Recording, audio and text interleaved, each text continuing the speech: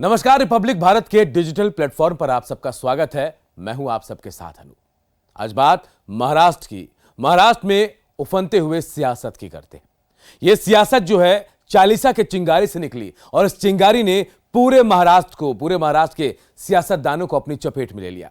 अमरावती के निर्दलीय सांसद नवनीत राणा ने एक चालीसा का पाठ करने का ऐलान किया और उसके बाद से तो खूब सियासत हो रही है। नवनीत राणा ने ऐलान कर दिया था कि वो शिवसेना के अध्यक्ष और मुख्यमंत्री महाराष्ट्र के उद्धव ठाकरे के घर के आगे यानी मातोश्री के आगे हनुमान चालीसा का पाठ करेंगे और इसमें उनके पति रवि राणा भी होंगे। रवि राणा खुद विधायक हैं और पत्नी उनकी सांसद है निर्दलीय। और उसके बाद जो हुआ वो सबको पता है। रवि राणा के साथ साथ नवनीत राणा को उनके घर से गिरफ्तार कर लिया गया। खूब सियासी ड्रामा हुआ और इस सियासी ड्रामे में बीजेपी ने खुलकर नवनीत राणा की मदद की या फिर उनका समर्थन किया। किरीट सोमैया देर रात पहुंचते हैं नवनीत राणा और रवि राणा से मिलने के लिए थाने में, तो उन पर शिवसैनिक की तरफ से हमला किया जाता है। शिवसेना के समर्थकों ने किरीट सोमैया पर हमला किया, पत्थरबाजी की, उनके गाड़ी को दौड़ाया। इसके बाद देखिए यहां सियासी उबाल फिर मच गया।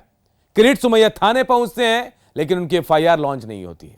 दूसरी तरफ देखिए एफआईआर लॉन्च होती है किरीट सोमैया के ड्राइवर पर कि उसने गाड़ी रैश ड्राइविंग की है, गाड़ी बहुत तेज तरीके से चलाई है। इसके बाद देखिए सियासी घटनाक्रम बदलता जा रहा है। महाराष्ट्र, जी हां, महाराष्ट्र में कभी बीजेपी और शिवसेना के साथ मिलीजुली सरकार उनकी थी, लेकिन यहां परिस्थिति बदली और अब शिवसेना जो है वो बीजेपी का साथ छोड़ के एनसीपी के साथ, कांग्रेस के साथ उन्होंने अपनी सरकार बनाई। लगातार बीजेपी कोशिश कर रही थी कि सत्ता पर काबिज होना है, संगठन को मजबूत करना है, महाराष्ट्र की सियासत में अपने रसूख को वापस पाना है। और इसी बीच जो घटनाक्रम हो रहे हैं उसमें बीजेपी को ऐसा लग रहा है कि नवनीत राणा के रूप में एक बड़ा सियासी चेहरा बीजेपी को मिल सकता है। हालांकि नवनीत राणा मॉडल रह चुकी हैं, एक्ट्रेस रह चुकी हैं, उसके बाद सियासी पारीकारों ने आगाज किया। इससे पहले भी वो चुनाव लड़ चुकी है एनसीपी के सीट पर, लेकिन हार गई वो। और जब हनुमान चालीसा की बात आई तो नवनीत राणा ने खुले तौर पर ऐलान कर दिया कि वो हनुमान चालीसा पढ़ेंगी। एक बार तो आपने तस्वीरें भी देखी कि हनुमान चालीसा पढ़ती नजर आई, वो बिल्कुल महिलाओं के बीच में। इसके बाद महाराष्ट्र में मुख्यमंत्री उद्धव ठाकरे के घर के बाहर जब ऐलान किया तो सियासी भूचाल मच गया। इस सियासी भूचाल में देखिए सियासत जो है महाराष्ट्र की एक के बाद एक करवट ले रही है। हर क्षण वहां नया अपडेट आता जा रहा है। आज देखिए कोर्ट में पेशी है नवनीत राणा की और उनके पति रवि राणा की, और यह कहा जा रहा है कि वो बेल भी नहीं लेंगे। ऐलान कर दिया रवि राणा ने कि असंवैधानिक तरीके से उनको गिरफ्तार किया गया है तो वो अब बेल नहीं लेंगे। इसके लिए वो कहीं ना कहीं बेल के लिए अग्रिम जमानत की अपील भी नहीं करने वाले हैं। लेकिन बीजेपी को लगता है कि राज ठाकरे के अलावा नवनीत राणा ऐसी कड़ी है, ऐसी शख्सियत जो बीजेपी में नई जान वहां फूंक सकती है।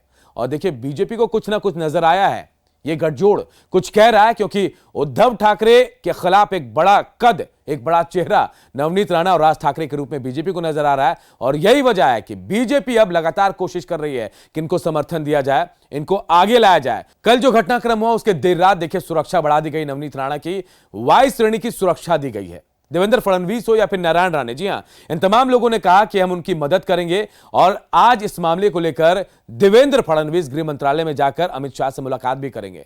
एक खत भी उन्होंने लिखा है। तो जाहिर तौर पर सियासी समीकरण कुछ ना कुछ संदेश दे रहा है। चुनाव से पहले का संदेश हो या सियासी गठजोड़ का संदेश हो या फिर नए लोगों को बीजेपी की तरफ से प्रमोट करने का संदेश हो, यह संदेश कह रहा है कि आने वाले वक्त में महाराष्ट्र की सियासत में बड़ा उलटफेर होने वाला है। थोड़ा इंतजार करते हैं, आगे की तस्वीर भी बहुत जल्द साफ हो जाएगी।